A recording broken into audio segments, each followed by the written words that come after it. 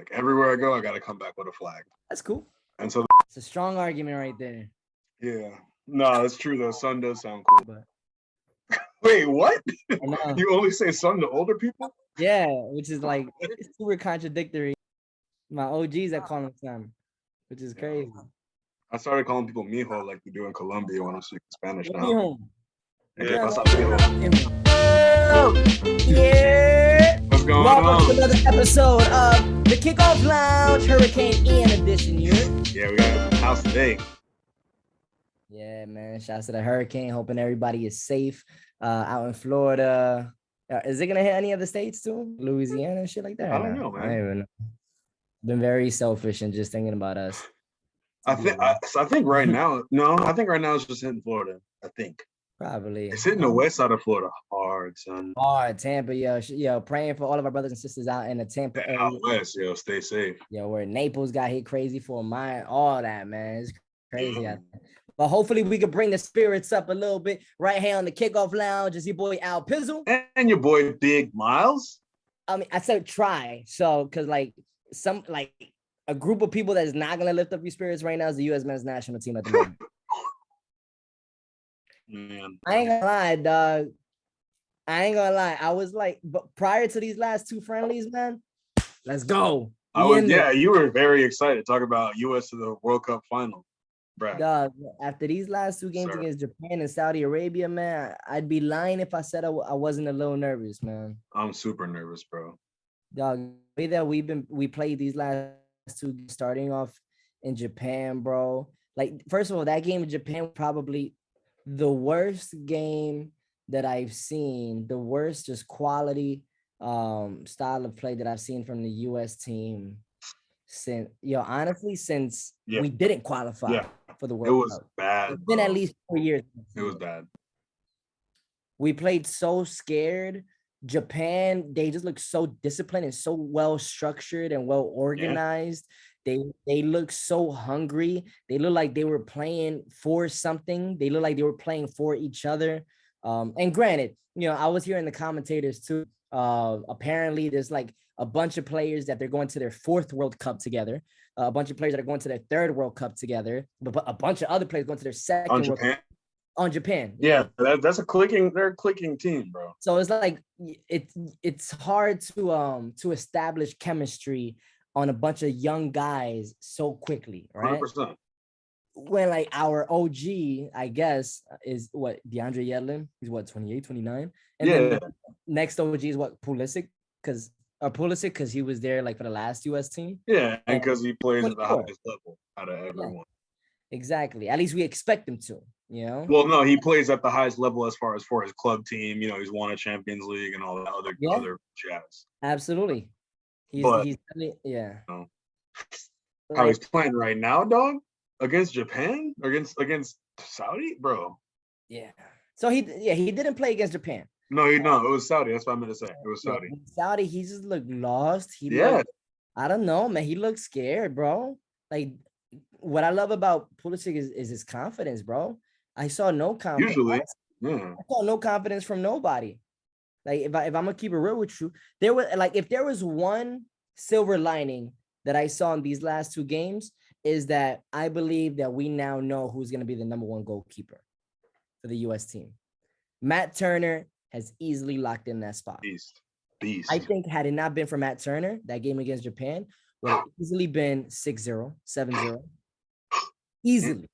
The game against Saudi would have lost if it wasn't for Matt Turner. We would have lost like a good 3-4-0. 2-3-0, easy. Easy, dog.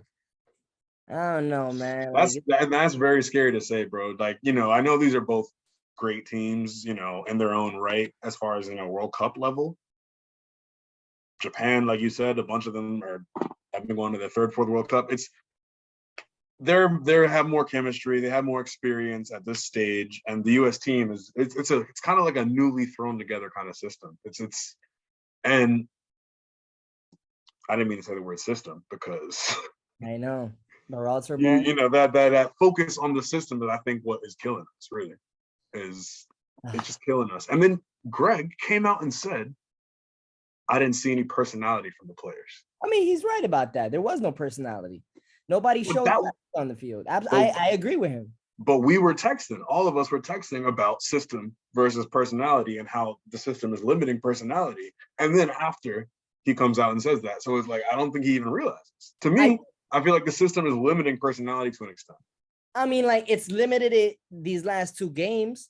We look just fine in this system, beating Mexico 3 times in a row. We look just fine in this system when it came to qualifiers. Now, you know, CONCACAF teams, obviously. Right. That's what you know what I'm saying. We're talking about something different than the world. The World Cup is not CONCACAF qualifiers, bro. Like CONCACAF qualifiers, Mexico is a great team. Mexico's a team that I think would qualify in South America. They would qualify I think they would qualify. I think they could make it in other. They can, bro. They usually get out of their group. No, honestly, Mexico usually get out of their group. Nah, they usually do get out of their group. So, like, you know, and they threaten people. Even I feel like they're like, I've watched them exit in the round of 16 a few times now. Yeah. I think. Yeah, hell yeah, they've got to like quarterfinals before. Quarterfinals. Like, wasn't the quarterfinals against the Netherlands that one year when Robin threw himself? No, was I want to say that was quarter. I'm about to look it up right now. We on computer. I'm trying to think of what round that was in. Netherlands. But I can't think of what round it was in. But like Mexico can get out of a group, and what I'm saying is they're a quality team that can test you. But there's a certain U.S.-Mexico rivalry that I think cancels that out. Like on paper, if one team is much better than the other, it's still going to be a testy game, and either team can win it. That's what I'm saying. So like, as far as the CONCACAF qualifiers, it doesn't. I don't think it's. We can't use that as a reference for the World Cup. You know what I mean? Yeah.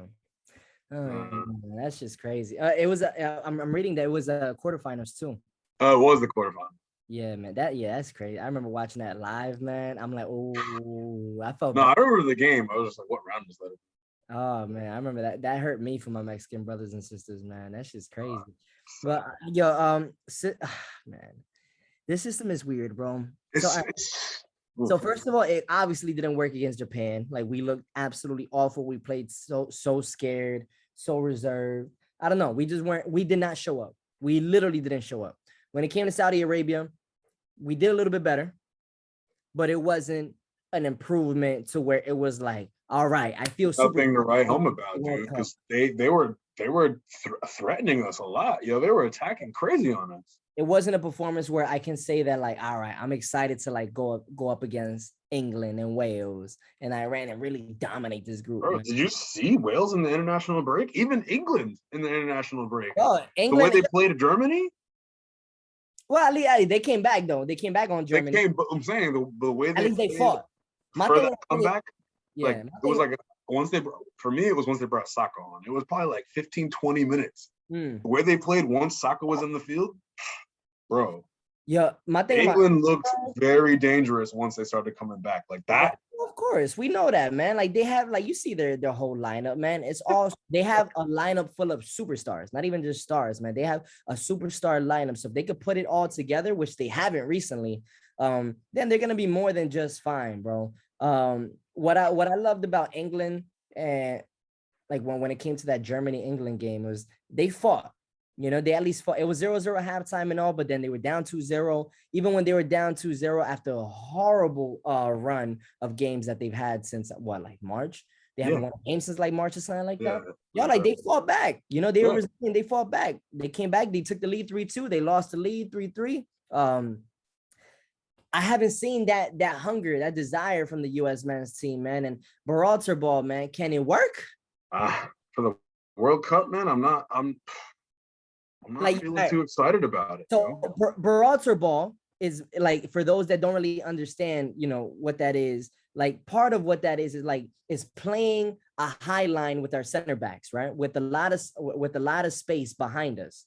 And playing Berhalter ball requires our center backs to be athletic, right? Who can cover the behind. If they get beat, they can make their run back and cover that space, you know? So that's really the main reason why, like, John Brooks is not with us, because he's literally the sole poster boy of, you do not fit in our system. because athleticism and speed and pace is not John Brooks's. He's not fast enough for them, really. A phenomenal defender. Mm-hmm. I think he's great with the ball, but he's not fast. But a reason why we bring up our center backs to at least the halfway line is for us to press, so that we could pressure and force turnovers. Now we're also leaving ourselves vulnerable for counterattacks. 100%. If we play against teams against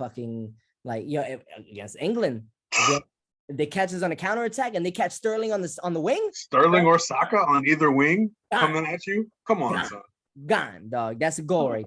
We play against Brazil on the and they catch us on the counterattack and we're pressing. Or Neymar on the wing. Who do we got for that? Vinicius, Rodrigo, dog. Who do we got for that? Yellen's not gonna stop him, dog. Serginho might put in some work, but he's not gonna win every battle, though. I don't know. And then if they cut it right into the middle, man, Aaron Long. Do you think Aaron Long? First of all, I gotta say, man, Aaron Long, when we speak about players, we do not speak on them on a human level. I respect the fact that he even made it to the U.S. men's national team. I think club level, he's a good center back. These last two games against Japan and against Saudi Arabia, he really proved why he should not be on the fucking roster at all.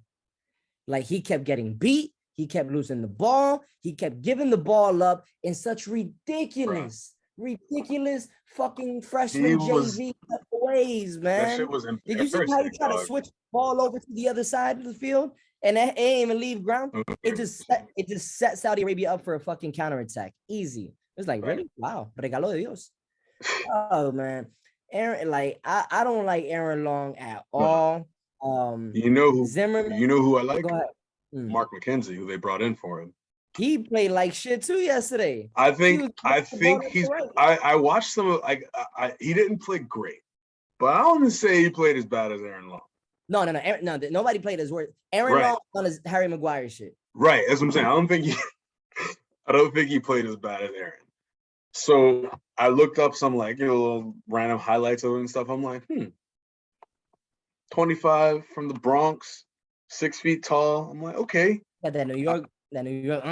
Right, the energy is it's you got to bring some World Cup energy with them. And I feel like there's just certain players who have especially defenders, bro. The defenders got to be have a certain mean streak to them. Absolutely, to compete at that level. McKenzie got that. He played when he came on against Japan. He played you clearly saw the defense get better, right? So he upgraded defense when he came in for Japan. When he came in against Saudi Arabia, difference. He got the ball and gave it up right away. He was making mistakes. He was out of position a few times. So those first 5-10 minutes when he came on, he looked nervous and lost, man. Yeah. I don't like that inconsistency, man. But that's what we're getting right now. We're getting just inconsistency from everybody, even the people who are supposed to be our biggest guys, our guys. I think Zimmerman has to be one of our center backs. He makes some mistakes. A couple things I saw from Zimmerman. One, I like his long balls. Pause. I like his long balls. That's a terrible visual. I know, right? Just ew. I feel like he holds the ball for way too long in the back to where everybody just gets frozen.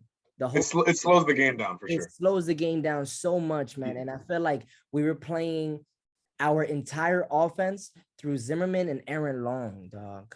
We should not be playing, absolutely not, man. We should not be playing our offense and our possession through Zimmerman and Aaron Long. Absolutely not, man. That should be playing through Musa. That should be playing through McKinney. McKinney's another one that played like shit these last couple games. Yeah, man. He needs to step it up, dog. Because this has probably been the worst that I've seen McKinney. He's been balling for these last 2 games. He's been balling for Juventus. I think he's been amazing for the U.S. men's national team. I might even argue and say the second best player behind Pulisic. But the thing is, yes, that's what they're supposed to be, is the first and second best players. No questions asked. That's what they are. Giving the ball up left and right, man. One of the goals against Japan, they scored on us because McKinney gave up the ball. Horrible pass, and he just stood there just pitying himself, man. He didn't even run back for it. It was horrible. It was a horrible display of leadership, of leading by example, of just execution. I don't know, man. Yo, my question to you though, man, where's Aaron Long on the depth chart? Since we were talking about him. on the depth chart of the where you should be center back? Because we got Carter Vickers, we got McKenzie. No, he's got to go on the bench. I think one of those two. He's got to sit on the bench for sure, bro. One of those two got to come before him, and he might be third, bro. Honestly, he might be third.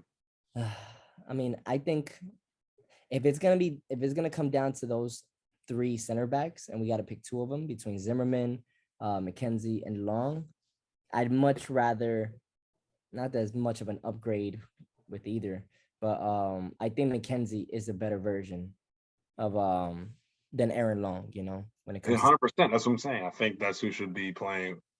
I mean, we don't have much to pick from apparently, but that's who should be playing.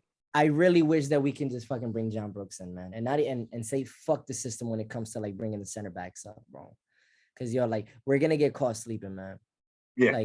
I really do believe that we're gonna get scored on. No, I'm not gonna lie. This weekend made me scared watching Saudi run at us like that, and Japan did what they did to us. Asked no questions asked. They won. We didn't lose in Saudi Arabia, but it was like a thing. We were happy. I was happy we didn't lose at the end of the game. I took the tie as a loss too. I mean, granted, right. I mean, take the tie as a loss, but I'm like, just not losing was like a consolation. You know what I mean? Just because we were supposed to lose that game. I was just glad it was over. We were supposed to lose that game against Saudi.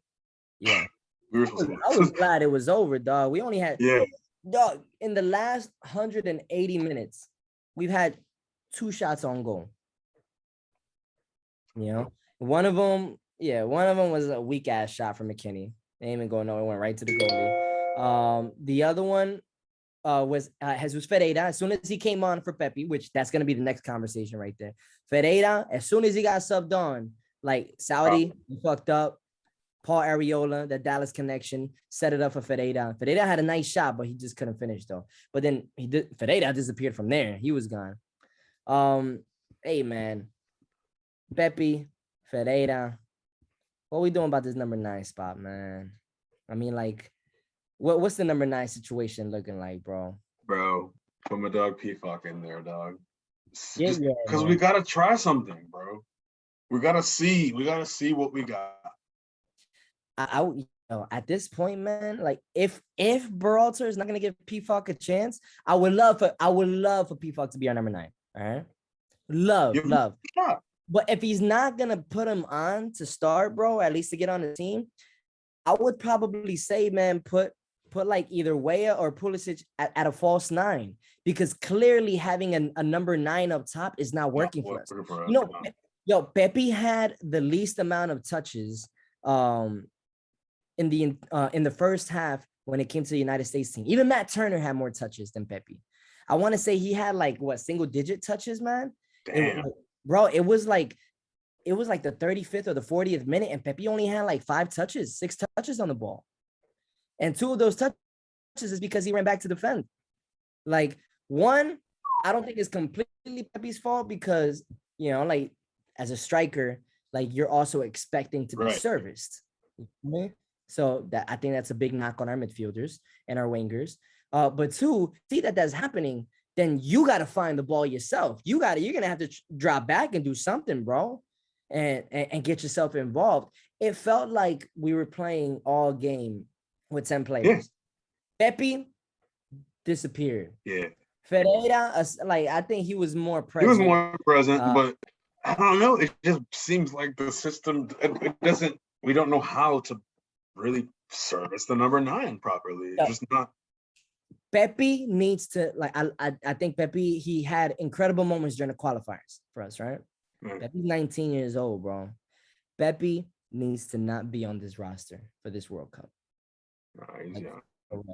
There's no reason for Pepe to be on this team. He was a fucking ghost, bro. This was a game for him to solidify that number 9. He had an opportunity to showcase himself, to showcase his value on this U.S. men's national team. The last game before we go into the World Cup, man, and we still don't know who's going to be our starting 9. And the majority of us are leaning towards Ferreira because we have no other fucking better option. This was Pepe's time to do something about it. And he did nothing, dog. I'm real scared. Not even a shot. Because we're not gonna get to see them again, yo. So we're really not gonna get to see them again until it's World Cup time, bro. And they're only gonna get one. Usually you get what 3-4 weeks to get like the country teams together and all, and for them to train and figure it out. But because obviously like this is happening in the middle of many different seasons around the world, like the team, like all these country teams, these international teams, they're getting together literally just 1 week before the World Cup, and that's it, man. That's not. So it's not a good sign, bro. It's not, bro. I'm nervous, dog, and like this makes me miss Timothy Weah that much more, and Musa and Anthony Robinson. We need all of them. Yeah, man. I don't know. All of them need to be on the roster for the World Cup, bro. Because Weston McKennie playing like shit, bro. I mean, like I liked how like Tyler Adams was an engine. He was playing like a Tante type of role, man. He was hustling. So he was doing what he does. Yeah, man. Sorry. Oh man, let me turn this off. Yeah, I'm recording a podcast. I'll call you back. And yeah, so with Musa, like he's gonna be back too soon because it was just a quick ding. We were missing that presence in the middle, man. We look so lost. It's like when I look at teams, I feel like we've been spoiled, dog. When we look at big trios in the middle, like you know, and I'm gonna give credit where it's due, man. You know, like a Busquets, Iniesta, Xavi.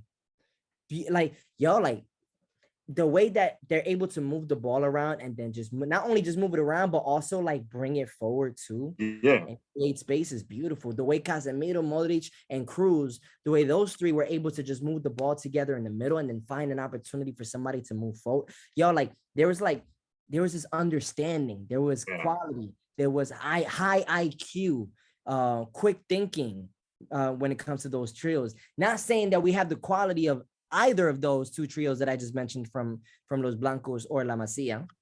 I need you to do this for me real quick. There you go. No, it's not there.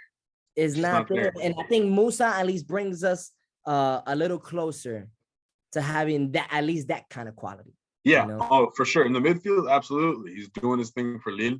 I think we need that quality in our side. Yeah, you mentioned I think it was last week, you were talking about Kellen Acosta. And I think he's good. He's good. That's what I'm saying. He didn't really disappoint me as much as other players. A couple balls that I saw from him that was like. But the thing is, bro, you're talking about midfield, bro. You can look at any of those trios you just named and see a couple where you're like, ooh, a couple messes up, even in a sequence of one game. But like Acosta wasn't like really present. Like it's like only when the camera was on him, like it just zoomed in on him. It was like, oh shit, he's playing. That's right.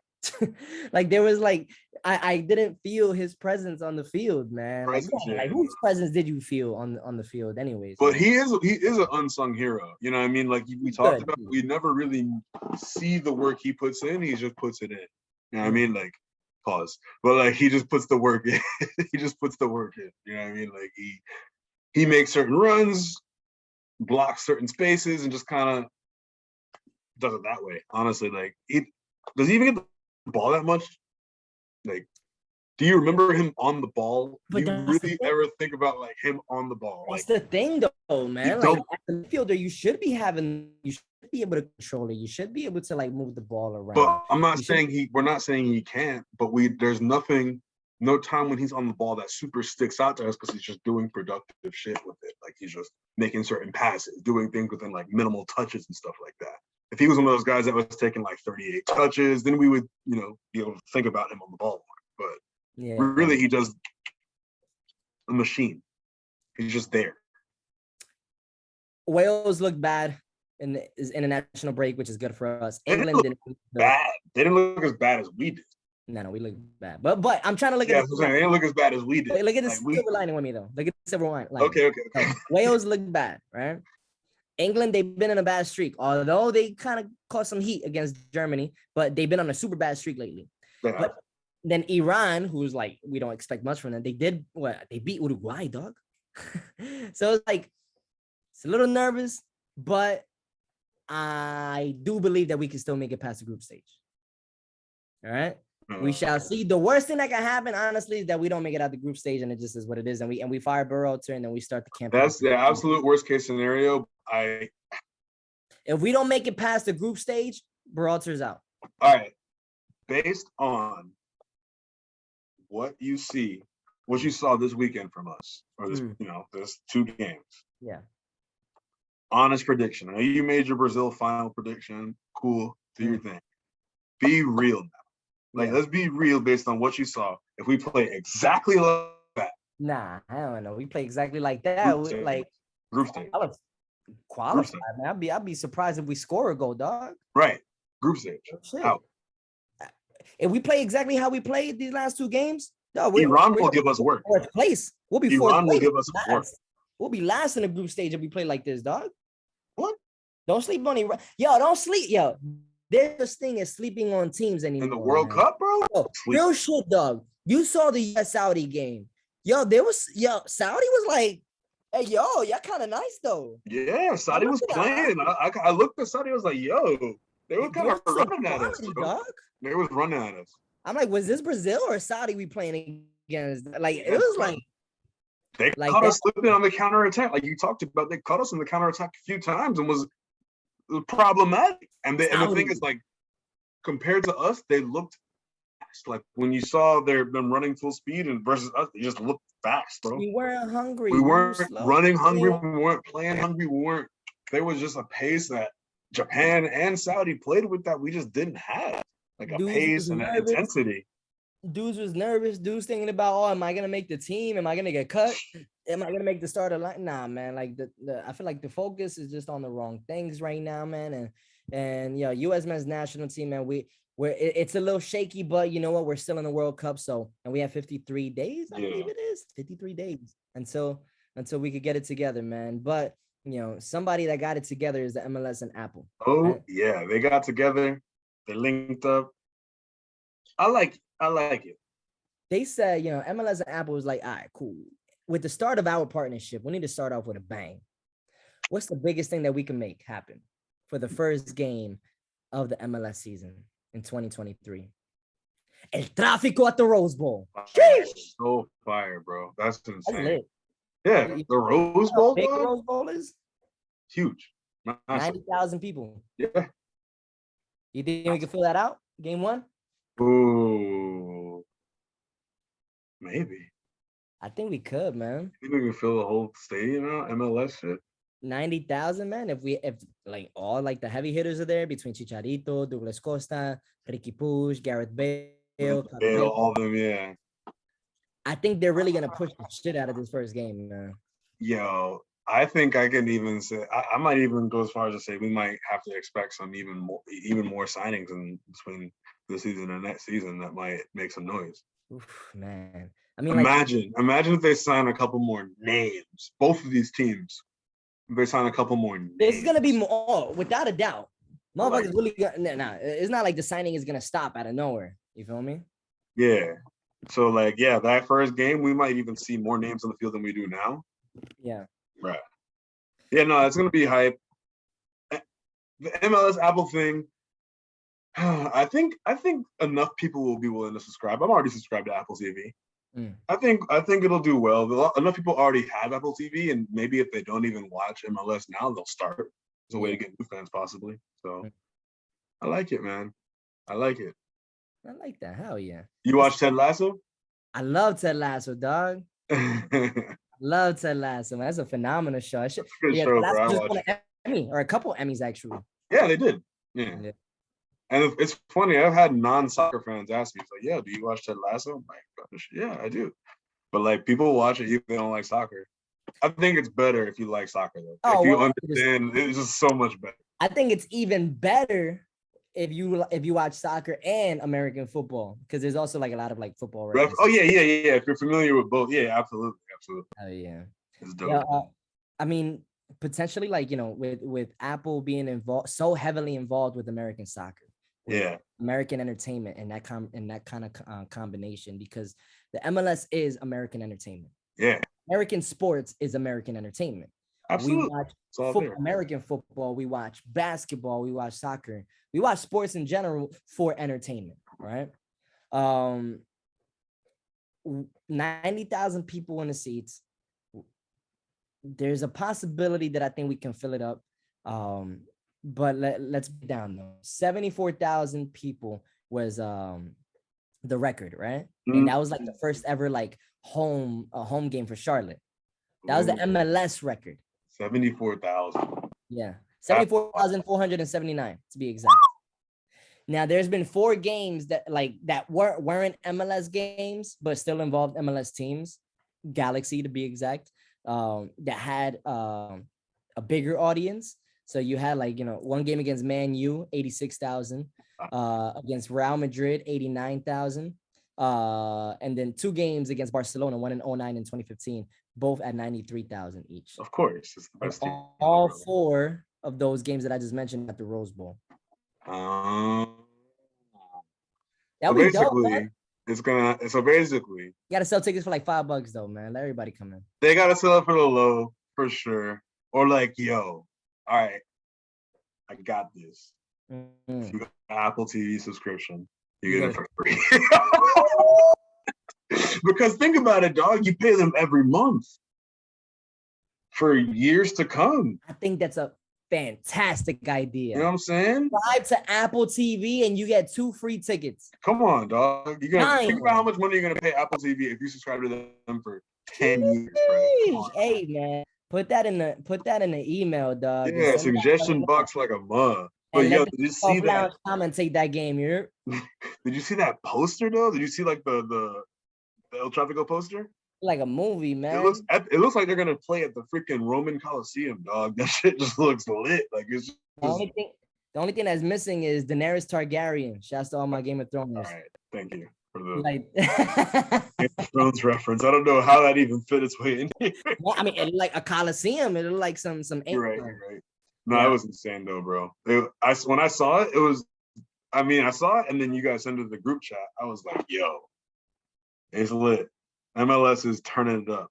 It is lit, man. I'm excited, bro. I'm definitely excited for what MLS and Apple are doing, man. Like this season was hands down the craziest season. Still is the craziest season because we got about 2 games left, mostly for most MLS teams.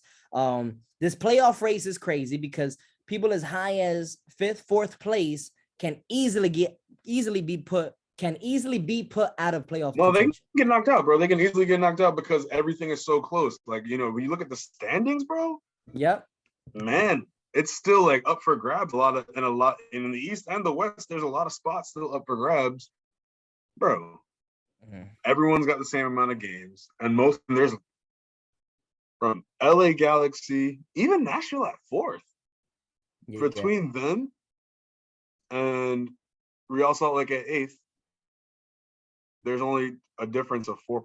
Yeah, we've seen crazier things. 47-43. So 2 games. We might see Seattle for the first time in franchise history not make the playoffs. That's going to be real interesting. And Seattle got 2 games left. The whole West got 2 games left. Yeah. Seattle got 40 points. Above them, Real Salt Lake got 43. Last playoff position, 7th place, Minnesota at 45, Portland 46, LA 46, Nashville 47. So it's like up for grabs everywhere. Can Seattle get in? Still a chance. Is it likely? Honestly, like I feel like I've been told many episodes ago that I believe Seattle's not gonna make the playoffs. They're not gonna make it. You can't say so, man, because dog. I've been telling you, but I don't know. I don't know if Minnesota, Portland, or LA will take that bad of a shit to get caught up. Because literally, Portland is gonna make the playoffs and in for Seattle. I literally said this like probably 10 weeks ago. Man. Yeah. Now they're in. Real Salt Lake could cause problems for Minnesota. Or either of those. Honestly, Real Salt Lake could realistically cause problems for any of these teams if they don't win. They just have to win at least one game and make themselves comfortable, really. Like, this next game is very important for basically everyone we just named from 4th to 8th. Yeah. It's super important for them to get a dub. Yeah, man, it's going to be interesting, bro. Like, I don't believe in Seattle. I think they're done. I don't believe in Real Salt Lake. I think they're done. I think how the Western Conference standings look like, I think it's going to be that exactly. Maybe a couple shifts between 6th and 5th or something like that, depending if Galaxy don't get the shit right. I mean, Minnesota at 7th can easily go to fourth. They can jump to fourth super easily. And not super easily, but they could do it. Nashville would have to lose because they have 4 points up on. Well, Minnesota, their last 2 games is against San Jose and Vancouver. So they could win both of those, but I don't think Nashville's going to lose their last 2. Let's see who Nashville plays. Nashville plays against Houston Dynamo and LAFC. They'll beat Houston. I don't think they'll win both games.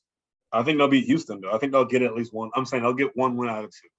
I think they'll beat Houston. Yeah. Yeah, they'll beat Houston. That's what I'm saying. So, like, 4th place, as long as Nashville wins this next game, yeah, they're kind of out of this conversation. But yeah, bro, 5th through 8th, that's still right there. That's all within 1 win. Up in the air, man. Yeah. LA Galaxy, they got 2 games left, man, and they can knock out Real Salt Lake from contention with a dub on this one. Yeah. They could definitely send that blow, bro. I think, like I said, man, LA Galaxy, they're my dark horse, man. They're my dark horse, Katy Perry, Juicy J, and I think they're gonna be the ones to really take advantage of, bro. Possibly going on, like, yo, real talk. I've been saying Austin FC going all the way, man. All right. If not Austin FC, I don't even think it's LAFC still. I think if it's not Austin, it's LA Galaxy that's gonna go. I think they can do it, bro. I think they got the quality of players, man. For sure. That's the that don't get no more Reds. That's not crazy to say at all. LA Galaxy is right there, like, yeah. And they're playing better-ish towards the end of the season. Like, they're doing certain things. They're having great games and great flashes to where, like, they can put everything together, all those flashes in playoff games. Playing. I think they could do some work in that West, bro. Lately, they've been a little shaky. Last game, do some work in that West. San Jose, they beat them 3-2, right? Right. Before that, they won against Colorado 4-1, right? Before that, though, they lost to Vancouver 3-0. Tied Nashville when Nashville had 1 less player. They tied them 1-1. Tied Sporting. Like, Sporting is the worst team in the league. Yeah. But what I'm saying is I think we've seen flashes, the Chicharito back heel, Ricky Puig coming in and balling out and, like, doing some things. We've seen flashes of sauce from them to where if they all that and they mix it all into one dish. Mm-hmm. You know who LA Galaxy remind me of, dog? Who that? You don't know at this point? New York City FC from last year, dog. That's crazy. Last year, he said that's crazy. Last year, dog. New York City, man, when the season ended, they looked very average. Very, very average going into the playoffs. As soon as them playoff lights kicked, dog, they turned into championship New York City FC. And clearly we saw what happened last season, which is also something that I'm hoping from the U.S. men's national team, where, like, all right, once it's tournament time, then they kick things up and they turn up. Hopefully. Bring that World Cup energy, hopefully. I think the Galaxy has the kind of quality to, like, get all of their kinks out of the way during the season and really be able to turn it all the way up for this whole MLS Cup playoffs, man. We'll see, man. Yeah. No, What's my favorite quote about the MLS? You never know what's gonna happen, bro. You never know what's gonna happen. Yeah. So, hey, if a certain team shows up, like you said, LA Galaxy, if they show up and they're bringing that sauce, if Portland shows up and they're bringing that sauce, hey, all you got to do is win 3 games. That's it. Get to the finals. Because it's only knockout, right? That's all it is. Bro, it's all not. It's just win or go home, dog. That's it, right? Win or go home. It's win or go home. Once you get into the playoffs. That's it. Obviously, first place teams get a bye. So you got the round of 16, but it's really the round of 14. Yeah. And the first place teams get a bye. And then, bro, it's exciting, dog. It's downhill from there. It's work time from there, dog. Dog, we got about 6 weeks away. Like, we're 6-7 weeks away from the World Cup. About 2 weeks away from the MLS playoffs. I'm like, about a few months away from the Giants winning the Super Bowl, but that's another podcast, for us to talk about. And we are 3 games away when it comes to Inter Miami to find out whether or not they're going to make the playoffs. Will Inter Miami, right now they're in the last playoff spot behind Orlando City by 3 points. Will Inter Miami maintain their playoff position? I'll tell you who they got left. Think so. They got Toronto next, right? Toronto, Orlando, Montreal. Tough schedule. Toronto needs to be a must win. That has to be a must win right there. Yeah. They definitely have to win that game if they want to really talk to us, because they got to win that. Because then that really, if they win that game and we do anything but win it in our next game, then that puts pressure on us for the game, when we play against them. Yeah. That puts us in position to get jumped. So, yeah.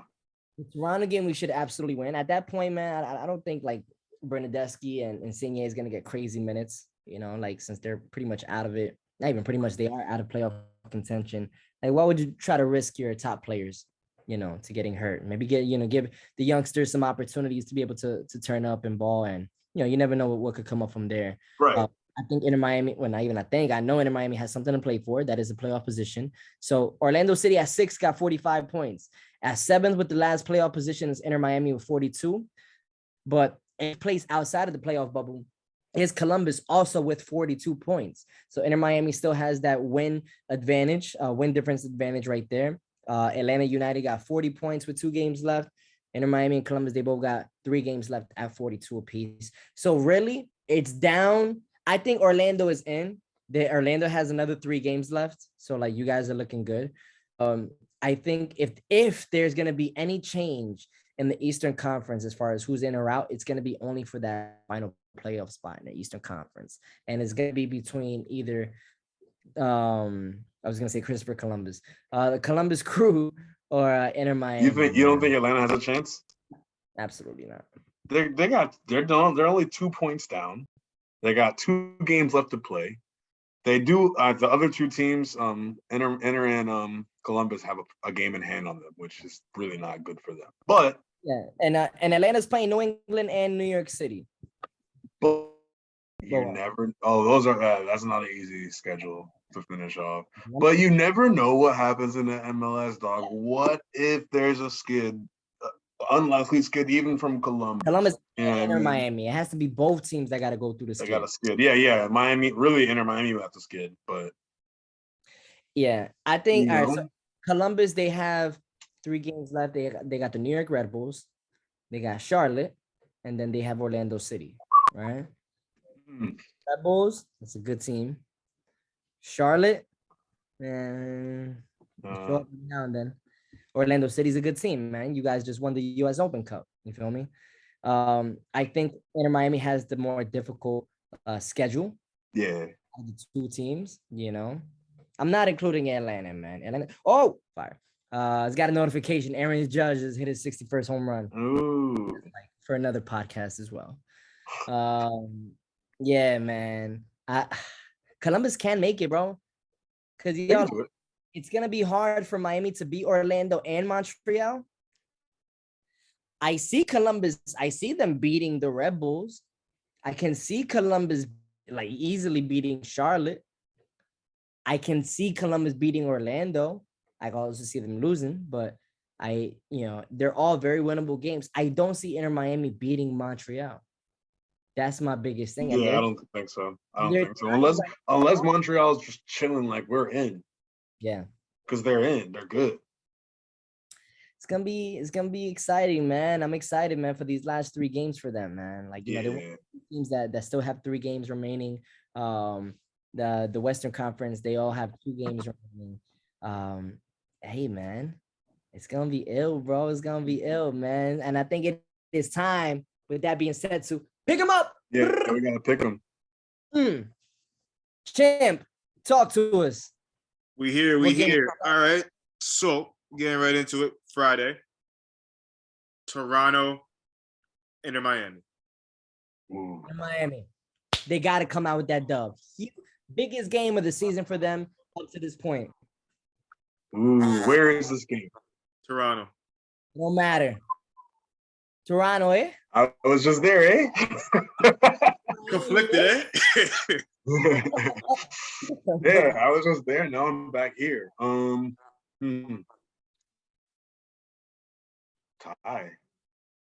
It's got to be Inter I can Miami see it, dub. Joe. It's got to be Inter Miami dub. The Florida in me wants to say Inter Miami, but I think it's going to be a draw, bro, because You ain't a Toronto Florida, might be feeling like they want to play, bro. They might want to play. you ain't a Florida man, dog. You ain't a Florida man, dog. What do you mean? I just said the Florida in me wants to say Miami, but I think Toronto's going to make it difficult for them this game. I think they will make it difficult. We'll see. I got Miami. New England, Atlanta. Atlanta. Atlanta's going to win. Got Atlanta with that one. Colorado, Dallas. I got Colorado. I don't see DC. Oh, you No, said Dallas. Dallas. Oh, Dallas, without a doubt. Charlotte, Philly. Philly. Yeah, Philly. Columbus, Red Bulls. I think Columbus gonna get that dub, man, over third place Red Bulls. Red Bulls are going to beat them. I think they're gonna shock people. Yeah, Red Bulls are going to beat them. Cincinnati versus Chicago. Cincinnati. Draw. Montreal versus DC. Montreal. By the way, Cincinnati, they haven't lost in their last 11 games, just so you know. Haven't lost. That's dope. A lot of it's been ties, but Yeah, they have a lot of draws. I was about to say, I think they have like 6 draws or something like that. When I saw something like that. they got the second most ties in the Eastern Conference right now. Yeah, they're lit with the draws, bro. Pause. Oh my gosh. Wait, so Montreal, DC, both going Montreal. Yeah, Montreal. Wait, we didn't even say anything. How'd you know? I felt that one. San Jose, Minnesota. Minnesota. Vancouver, Austin FC. Bless you. Salute. Thank you. Vancouver, Austin. Austin. Come on. I think Champ's rooting for Vancouver, but I'm going to say Austin too. LA Galaxy, RSL. Oh, that's a big game. That's a good game. That's a big game for a playoff spot. Yeah, for both teams. Like both teams is low-key a must-win. Like, yeah, Galaxy got 46 win. points. You know, Galaxy got 46 and Real got 43. So if Real beats them, they're tied up. Ooh. But if Real beats them, Galaxy still has the advantage on them because they have more wins. If Real wins, Galaxy would have 13 wins and Real would have 12 wins. Yeah. So like they would still have the advantage, but huge game for Real. I'm going Galaxy. Yeah, Galaxy gonna get that. NYC, Orlando. Oh, that's an easy one. NYC. Battle of the Cities. Battle of the Cities. Battle of the Cities. Hey, who got it last time? Yeah, what? I said, who got it last time? It's last time, man. We talking about this time. We got this. Hey, we got the number this season. We got it again. Now we've been playing better, man. We've definitely been playing better recently. Hey, you saw what we did to them boys last week or last game. Yeah, man. A month ago, yeah.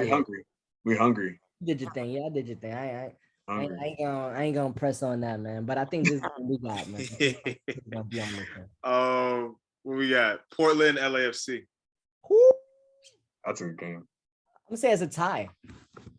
I was gonna say the same, but I think LAFC will put it together. And then we got SKC, Seattle. Must win for Seattle. SKC gonna put them out their misery. Nah, Seattle gonna win. SKC gonna put Seattle out of their misery and knock them out completely from playoff contention. Let's go, SKC. Seattle is gonna make it interesting and get this dub. Nashville, Houston. Nashville, definitely. And then there's 2 more games next week, Wednesday. So Charlotte, Columbus. Ooh, I think that's Columbus right there, man. And then of course. Wait, go ahead. Where is that game? Charlotte Columbus game is in Charlotte. Oh shit. Ooh. Charlotte. I think Columbus still, man. They fighting. They fighting for that playoff spot, man. They hungry for that. And then before decision day, the other game that night is Miami, Orlando. Ooh. The Florida Derby. Nerves. I think that one's gonna be a tie, man.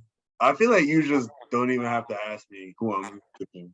Come on, dog. Nah, I'm going for Miami on that one, man. Let's go Miami. By the Vamos. way, yo, people don't talk about it enough, man. Columbus, they've given up the second least amount of goals. They're the second best defense in the East, with only 36 goals allowed. Oh, wow. Philadelphia's allowed 22 goals, but like everybody else is almost 40 and above. You feel me? So Wow. like Columbus, they got a strong defense, and defense wins championships and possibly even makes it to the playoffs. So we'll see, man. We definitely gonna need that defense. We will see. We will definitely get that one. And that's it for the pick 'em up. And that is it. We picked him. We picked them up, and we got feel good things, man. Hey, you know what the feel good thing is for this episode? La selección de Colombia. Oh man, hey, you know it's lit. Both of our countries played this weekend, but yours win and mine lost. But Yeah, you guys were playing them in my Yeah, home state in Jersey. I had a bunch of friends out in Red Bull Arena. So it just, I know how good it felt. And when you're saying feel good tings is a word from Jamaica. So I know them boy that feel good about the ting. Yep. Take pictures with Messi and ball out with Messi and just share a feel with That's a feel good thing right there, man. Like the fact that Same with I even and you played with the great. I believe that Messi is the greatest. Like Okay. And how often do you see Jamaica play Argentina, bro? never. That's dope, man. Messi scored a goal last with that free kick. Or 2 goals, bro. Two, yeah. But that free kick was ill, dog. But dog came in and literally both of his goals were fire, but yeah, the free kick was insane, bro. It was just like, and the thing is, I saw it and I was like, he's gonna score. He's gonna score. The whole stadium, the whole Red Bull Arena, Messi.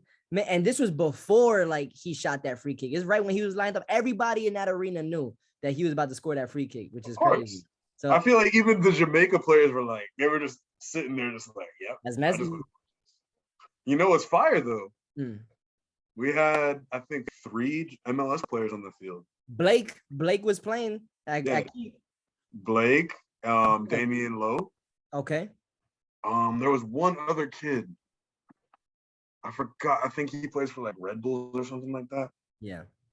But yeah, Colombia. It's dope, man. Colombia, man. We were down 2-0 at halftime versus Mexico at Levi Stadium. And like I got the notification at halftime. I didn't watch the game, man. I'm like on this, like, I'm on a break with Colombia right now because like I'm like, you didn't even watch the game?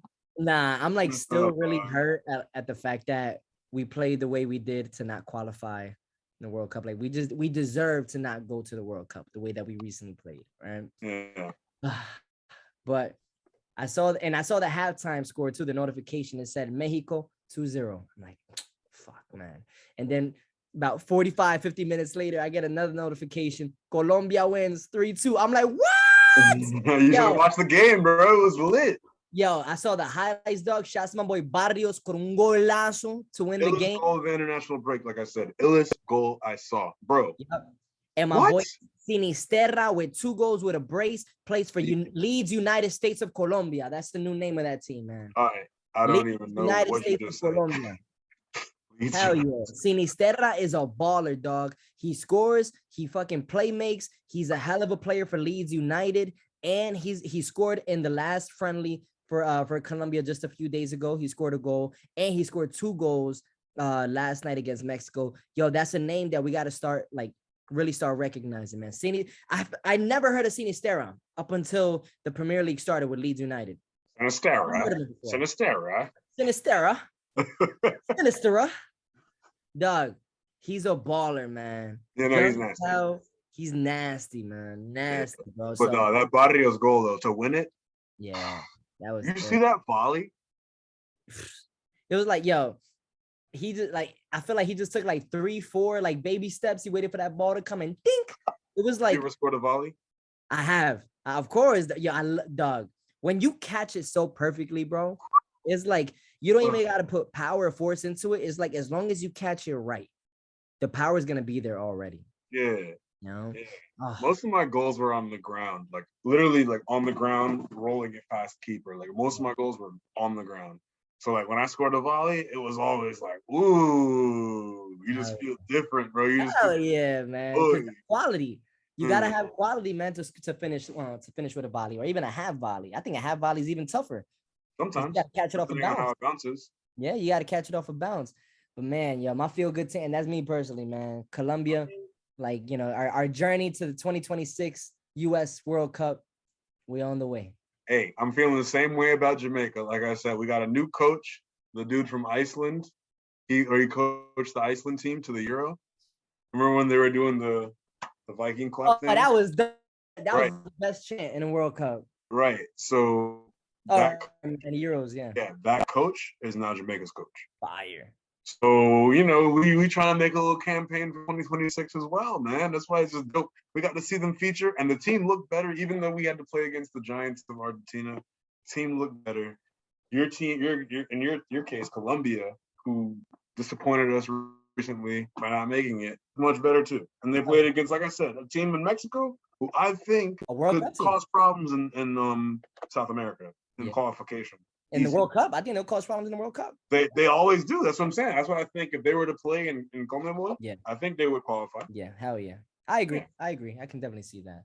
I'll be honest, man. I think Jamaica with the new Iceland coach should come up with this new chant that I've been hearing, man. You know how, you know, they got this right here, and then combine it with like the USA. You know how people be like, USA. I got an idea for Jamaica. Tell me if you like it. Bomb! Bah! Glad! Bomb! Bah! Bomb! Okay. I don't even know what to say about that. Hilarious. What's Bomba Claw mean? I don't think it would be allowed ever. What does Bomba Claw mean? It's a cuss word, bro. Is it? Oh, yeah, so like the Jamaican government would just be so upset about that. Oh yeah, I even know it's a cuss word. What does it mean? I guess it's just like technically it means like ass rag, but the way they use it is just like, you know, you can use it like it's like hijo de puta. You can call someone it, you can say it when you stub your toe, you could say it when something good happens or surprises you, you could say it in all it's literally like hijo de puta. Hijo de puta means son of a bitch, but you can say hijo de puta in so many different contexts. Yeah. Same thing. Well, feel good things is you know, the language lesson that we just learned, the slang lesson that we just learned, and of course the fact that you made it all the way to what is it? Episode 12, episode 13. I've lost count at this point. 13, I think. All the way with us on the Kickoff Lounge. And we appreciate you. We love y'all. Yo, it's only the beginning because playoffs are right around the corner. World Cup is around the corner. So we love y'all for that. Kickoff Lounge. Stay safe in that hurricane. But we out of here. It's your boy Big Miles. See you Thursday, bitch.